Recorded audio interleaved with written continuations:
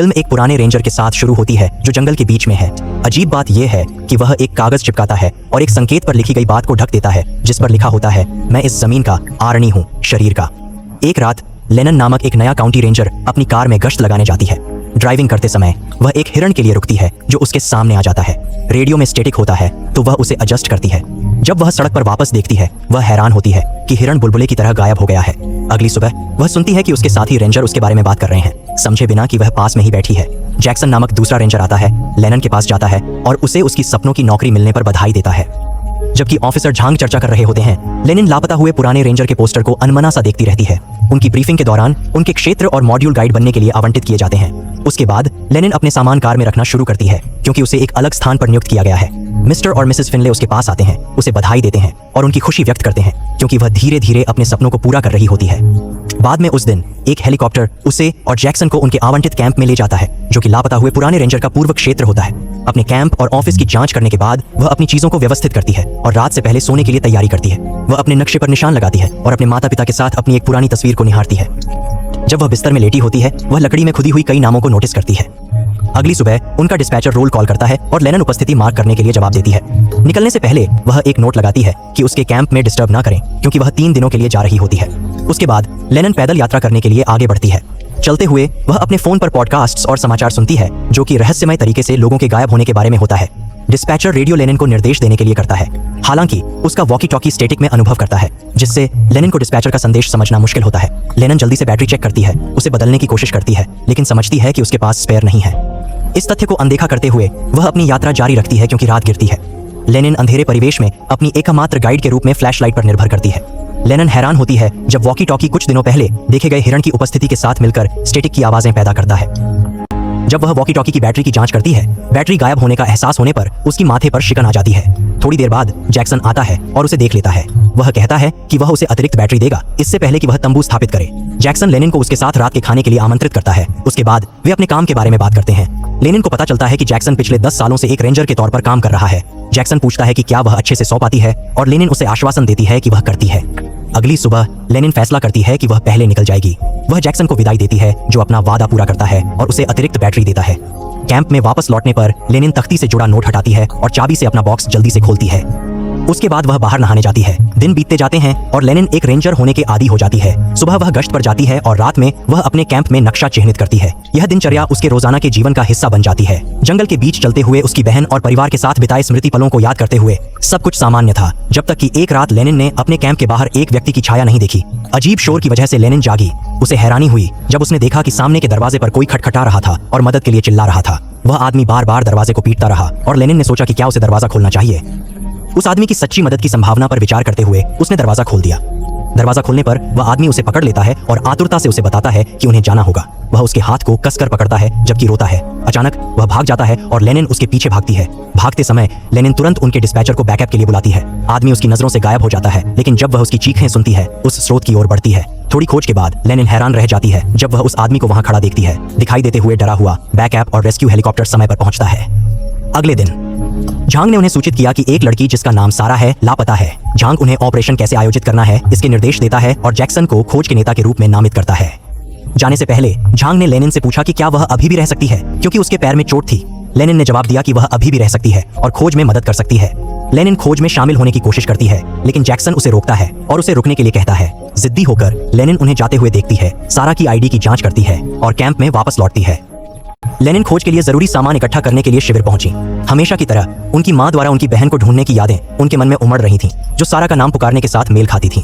Lenin को PTSD प्रतीत होता है, इसलिए जब वह उसे याद करती हैं तो वह कांपती है और अपने साथ लाए पानी को पीती है। रात हो गई और लेनिन ने अपनी खोज जारी रखी। चलते समय उसने उस हिरण को देखा जो उसे हमेशा मिलता था। जब भी लेनिन अपनी नजरें फेरती, हिरण अगली झलक में गायब हो जाता। इलाके के आसपास कुछ चक्कर लगाने के बाद लेनिन ने एक महिला को देखा जिसकी पीठ मुड़ी हुई थी और उसके पैरों के बीच खून फैला हुआ था। लेनिन औरत के पास पहुंची और खुद को रेंजर के रूप में पहचाना। जैसे ही वह नजदीक आई उसे एहसास हुआ कि वह सारा थी, लेकिन वह अजीब तरह से काम कर रही थी। सारा ने अपना हाथ आगे बढ़ाया, अजीब तरह से घूरते हुए, और स्पष्ट शब्द बोली।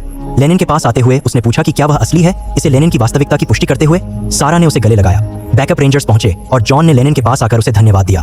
हालांकि झांग ने लेनिन के जैक्सन के आदेशों का पालन न करने की असहमति व्यक्त की। जैक्सन ने लेनिन के लिए कवर करने का प्रयास किया, लेकिन झांग ने इस पर जोर दिया कि यह उन दोनों के बीच की बात थी।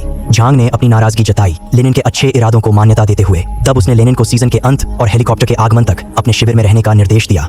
जैक्सन की लेनिन के प्रति चिंता निराशा में बदल गई और उन्होंने उससे माफी मांगी, लेकिन वह क्रोधित हो गया और चला गया। अपने शिविर के अंदर लेनिन नक्शे को घूर रही थी। लेनिन जिद्दी थी, इसलिए चांग के शिविर छोड़ने के मनाही के बावजूद वह फिर से बाहर निकली और आसपास घूमती रही। अपने तंबू में लेटे हुए अचानक उसकी वॉकी टॉकी में स्थिर स्पंदन हुआ। बाहर मूत्र विसर्जन करने के बाद उसने घास में हलचल देखी। उसने उसका पीछा किया और देखा कि वह एक जानवर की तरह दौड़ रहा था। उसने उसे खोजने की कोशिश की, लेकिन नहीं कर पाई। हालांकि उसे महसूस हुआ कि वह करीब है, इसीलिए उसने तंबू में प्रवेश किया और अपनी बंदूक उठा ली। तंबू के अंदर से उसने उसकी परछाई देखी और कुछ समय बाद वह चला गया। अचानक जैक्सन ने उसे रेडियो किया। हालांकि उसके शब्द स्थिर स्पंदन के कारण कुछ अस्पष्ट थे, उसने उसे उसके क्षेत्र में एक घायल आदमी के बारे में सूचित किया और उसे मदद करने को कहा। लेनिन ने सुबह तक खोज की, लेकिन इस प्रक्रिया में वह खो गई। उसने जैक्सन को रेडियो करके इसकी रिपोर्ट की, लेकिन उसके जवाब अजीब तरीके से विचित्र थे। रेडियो पर व्यक्ति ने उससे ऐसे बात की मानो वह जैक्सन न हो, इसलिए लेनिन को कुछ गलत लगा और उसने अपने शिविर की तरफ वापस खोजना शुरू कर दिया। चलते हुए वह वॉकी टॉकी से एक महिला चिल्लाते हुए चौंक गई, जिससे वह ठोकर खाई गई। उसे अपनी बहन जेनी की आवाज याद आई, जिसने उसे जागने के लिए कहा। जेनी ने यह कहने के बाद लेनिन ने चेतना बहाल कर लिया और धारा पर चला गया। बाद में लेनिन अपने वॉकी टॉकी पर लौट आया, जहां जैक्सन अजीब बात करना जारी रखा। वह बहुत कम जानती थी कि उसके पीछे एक डरावना मानव जीव था जो पेड़ से उतर रहा था। उसने इसे नोटिस नहीं किया क्योंकि वह अभी भी जैक्सन के साथ बातचीत कर रही थी। जैसा कि जीव उतर गया, वह पेड़ के पीछे छिप गया। लेनिन ने पीछे मुड़कर देखा और देखा कि पेड़ पर खून था। उसने आगे निकलकर जांच की। ये पता चला कि पेड़ से नीचे आया प्राणी सारा था। हालांकि इस बार उनका लुक अलग था। लेनिन ने पीछे हट दिया, अपनी आंखें ढक दी, ये कहते हुए कि यह वास्तविक नहीं है। जेनी ने अपनी आंखों को ढकते हुए उसे फुसफुसाया और सारा अचानक गायब हो गई। उसने वॉकी टॉकी छोड़ दिया और चलना जारी रखा। चलते समय उसने फिनले जोड़े को कैंप करते देखा। उसने उनके पास आने की कोशिश की, लेकिन उन्होंने उसे नोटिस नहीं किया। उसने उन पर चिल्लाया, लेकिन वे जो कर रहे थे वह जारी रहा। वह एक पेड़ के पास चली गई और ऊपर देखी। इसके बाद उसने एक रेंजर को चलते देखा। उसने उसे बुलाया, लेकिन यह दंपति की ओर चलता रहा।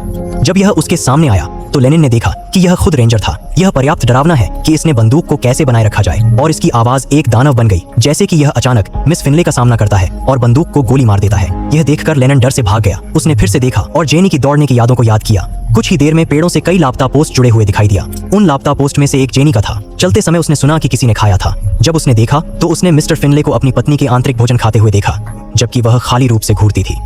लेनिन ने घटनास्थल पर उल्टी की और सदमे में बैठा। जब दंपति को सामान्य रूप से वापस देखा, लेनिन मिस फिनले के पास पहुंचे और उसकी ओर बंदूक का निशाना बनाया, लेकिन वह खुद को गोली मारने और इसे फिर से जाने देने के लिए नहीं ला सका। उसने अतीत की यादें देखी, जहां उसकी मां ने उससे पूछा कि जेनी कहां थी। थोड़ी देर बाद उसे फिर से वॉकी टॉकी मिली और उस आदमी ने उसे उसके लिए मारने के लिए कहा। अगर वह नहीं करता तो वह उसे रखेगा। लेनिन ने कहा कि वह ऐसा नहीं करेगी और उसे बजाय उसे रखने के लिए कहा।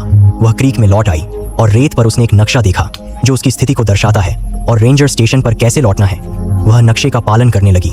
रेंजर स्टेशन का पता लगाने वाला ऐप रास्ते में जाते हुए उसने एक शिविर देखा। वह इसके पास गई और उसने एक प्लास्टिक बैग में रखे एक जूते को देखा जिस पर साक्ष्य के रूप में लेबल लगा था।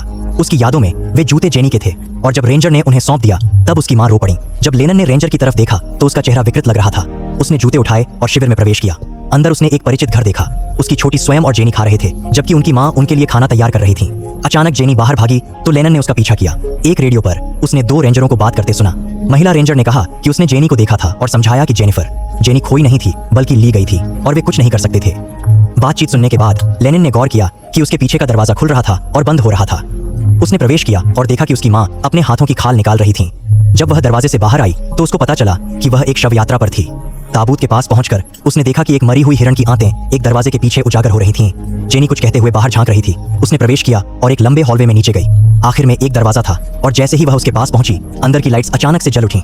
जब उसने वापस मुड़ने की कोशिश की तो लंबा हॉलवे एक दीवार में बदल गया। प्रवेश करने पर उसने अपने पिता को दाढ़ी बनाते हुए देखा।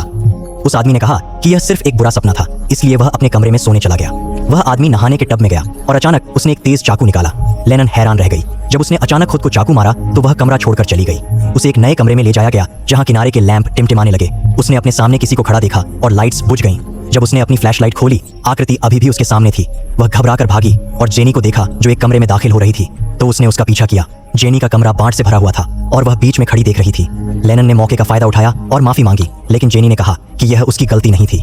फिर जेनी ने कहा कि वे हमें यहाँ रखते हैं, और जब लेनिन ने बाहर किसी के चीखने की आवाज सुनी तो उसने जेनी से पूछने की कोशिश की कि वे कौन है, लेकिन जेनी अचानक गायब हो गई जैसे बैटमैन। जब वह कमरा छोड़कर बाहर निकली तो वह बूढ़ा रेंजर अचानक उसके सामने दिखाई दिया, चिल्लाया और सब कुछ एकदम काला हो गया। कुछ क्षण बाद उसने दूर एक रोशनी देखी। उस चौंधियाती रोशनी को रोकने की कोशिश की और अचानक झांग उसका हाथ पकड़े हुए दिखाई दी। लेनन ने पूछा कि क्या वह असली है, और झांग ने हाँ में जवाब दिया। लेनन ने समझाया कि जब से वह उसके सिर पर चोट लगी, उसे समझ ही नहीं आ रहा था कि हो क्या रहा है। जीन ने स्पष्ट किया कि यह सिर पर चोट की वजह से नहीं था, बल्कि क्योंकि यह प्राणी की वजह से हुआ था।